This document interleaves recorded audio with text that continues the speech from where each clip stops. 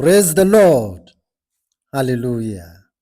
Spécial coucou à tous les hommes de Dieu et particulièrement ceux qui me suivent continuellement dans PMV, petit message de vie. Que le Seigneur vous bénisse au nom de Jésus-Christ. Amen. La fin de notre pèlerinage chrétien. Alléluia. Le pèlerinage chrétien a un seul volet. Ou vous mourrez dans la foi chrétienne et votre pèlerinage ici-bas prend fin, ou bien l'enlèvement des saints vient mettre fin à notre pèlerinage commun. Et le pèlerinage dans la foi ne consiste pas à quitter un endroit de la terre à un autre endroit de la terre, comme certaines communautés chrétiennes et musulmanes le font. Le pèlerinage dans la foi couvre toute la période de notre existence. Toute la période, aussi longtemps que nous sommes en vie. Genèse chapitre 17 et le verset 1. Lorsque Abraham fut âgé de 99 ans, l'Éternel apparut à Abraham et lui dit, « Marche devant ma face et sois intègre. » Amen. Cette marche est une endurance dans la foi chrétienne, n'est-ce pas, qui couvre toute la durée de notre vie. Donc, une marche de chaque jour et sans rupture. C'est la crainte de Dieu de chaque jour. C'est l'obéissance de chaque jour à Dieu. C'est la fidélité de chaque jour à Dieu. Et c'est tout supporter chaque jour pour la gloire de Dieu.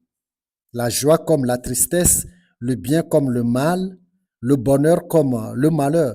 Et tout ceci jusqu'à la fin. C'est tout cela qui constitue la marche devant la face de Dieu. L'exode ou le pèlerinage. La Bible l'appelle voyage. 1 Pierre chapitre 2 et le verset 11. 1 Pierre chapitre 2, le verset 11.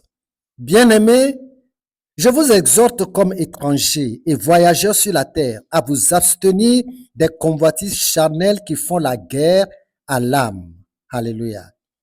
Cela se comprend que le voyage dont il est question n'est pas le déplacement physique d'un lieu à un autre lieu, puis d'un lieu à un autre lieu, et ceci périodiquement, mais plutôt notre relation quotidienne avec l'Éternel en Jésus-Christ. C'était ce que l'Éternel disait à Abraham, par marche devant ma face et sois intègre. Et ceci fidèlement en toutes choses, et même dans les moindres, jusqu'à la fin de sa vie sur terre. Et c'est aussi en ce moment que prendra fin son pèlerinage sur terre. C'est la fin du pèlerinage individuel comme ça. Mais nous ne mettons pas le point sur ce pèlerinage individuel, mais plutôt sur celui de l'ensemble. Il est vrai que les chrétiens ne sont pas venus dans le monde ensemble et c'est pour cela qu'ils ne retournent pas non plus ensemble. Ils s'y retournent chacun en son temps prévu. Mais il y a un autre aspect de la chose qui est très particulier. C'est l'enlèvement brusque de tous les chrétiens du monde entier. Ce sera la fin générale du pèlerinage chrétien. Alléluia. La Bible lui donne le nom de mystère. Un mystère. Ce qui n'est pas naturel. Ce qui n'est pas commun. Ce qui n'est pas dans la prévision humaine. Qui n'est pas dans la connaissance humaine. Un mystère. 1 Corinthiens chapitre 15. Versets 51 et 52. 1 Corinthiens chapitre 15, verset 51. Voici, je vous dis un mystère. Nous ne mourrons pas tous, mais tous nous serons changés. En un instant, en un clin d'œil. À la dernière trompette, la trompette sonnera et les morts ressusciteront incorruptibles. Et nous serons changés. Praise the Lord. C'est l'apôtre Paul qui partage avec l'assemblée chrétienne de Corinthe cette révélation qu'il appelle un mystère. non pas lui toutefois, mais le Saint-Esprit par inspiration. Mais quand il quitte la Corinthe pour annoncer la même révélation en Thessalonique, il découvre que le détail n'était pas suffisant chez les Corinthiens. Donc, chez les Thessaloniciens, il va mettre plus de détails, ce qui nous permettra aussi à nous, les autres chrétiens du monde entier, d'avoir une lumière claire sur ce mystère. 1 Thessaloniciens chapitre 4, les versets 15, 16 et 17. 1 Corinthiens chapitre, 4, le verset 15, le verset 16 et 17. Vous y êtes? Verset 15. 1 Thessaloniciens, chapitre 4, verset 15. Voici en effet ce que nous vous déclarons d'après la parole du Seigneur.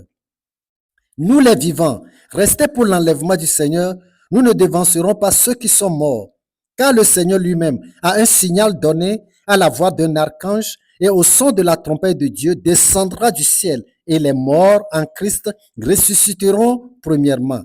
Ensuite, nous les vivants qui serons restés, nous serons tous ensemble enlevés avec eux sur des nuées à la rencontre du Seigneur dans les airs. Et ainsi, nous serons toujours avec le Seigneur. Gloire à Dieu. Nous suivez-vous? La Bible prévoit qu'il y a une fin pour toutes choses. Donc, il y a une fin commune, une fin générale pour notre marche chrétienne sur terre. Et c'est très bientôt.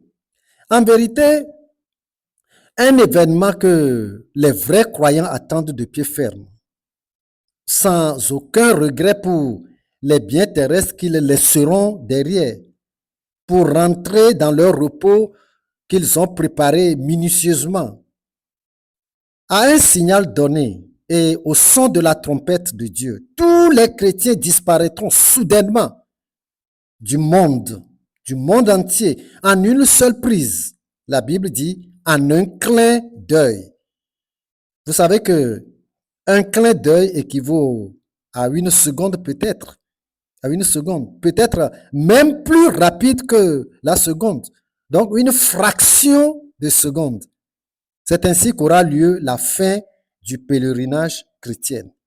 En un seul jour et en une seconde sera la fin définitive du pèlerinage chrétien, y compris les chrétiens déjà morts qui ressusciteront dans le même clin d'œil.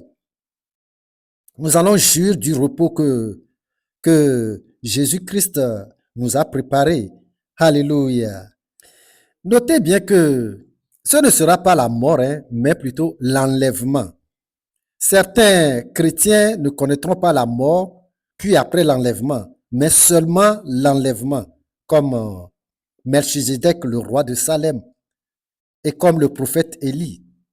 C'est donc ça l'enlèvement mystérieux qui se produira très bientôt à la surprise des incroyants et qui sera l'objet de leur regret amer.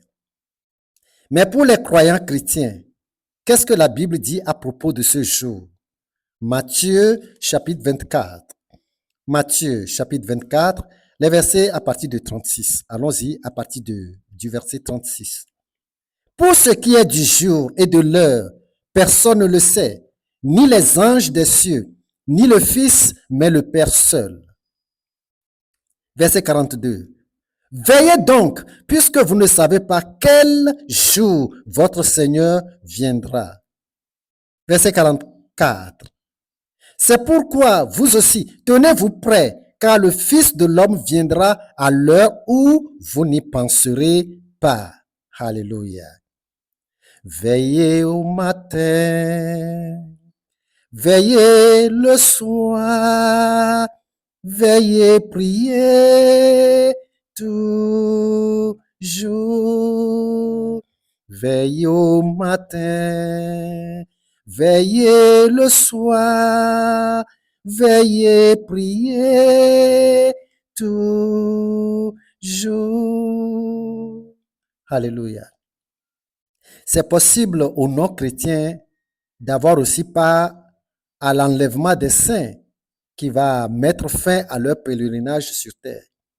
Jésus-Christ est encore largement ouvert à quiconque veut échapper à la grande tribulation qui aura lieu, n'est-ce pas, après l'enlèvement.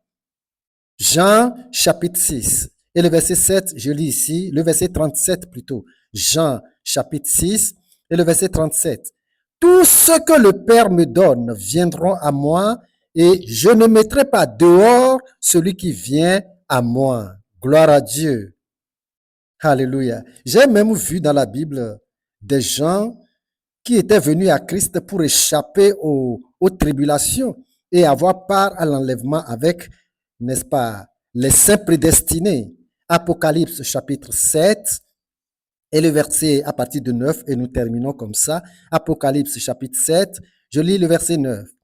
Après cela, je regardais et voici, il y avait une grande foule que personne ne pouvait compter, de toute nation, de toute tribu, de tout peuple et de toute langue. Ils se tenaient devant le trône et devant l'agneau, revêtus de robes blanches et des palmes dans leurs mains.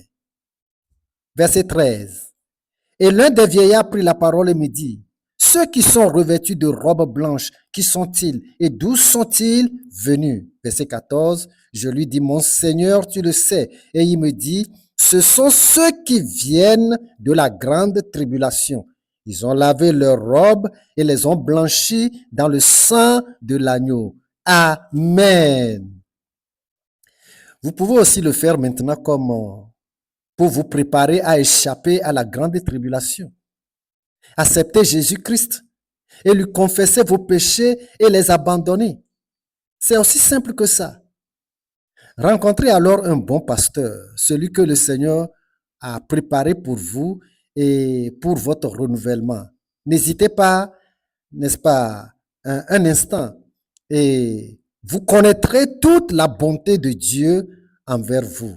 Praise the Lord. Que Dieu vous bénisse au nom de Jésus-Christ. Amen.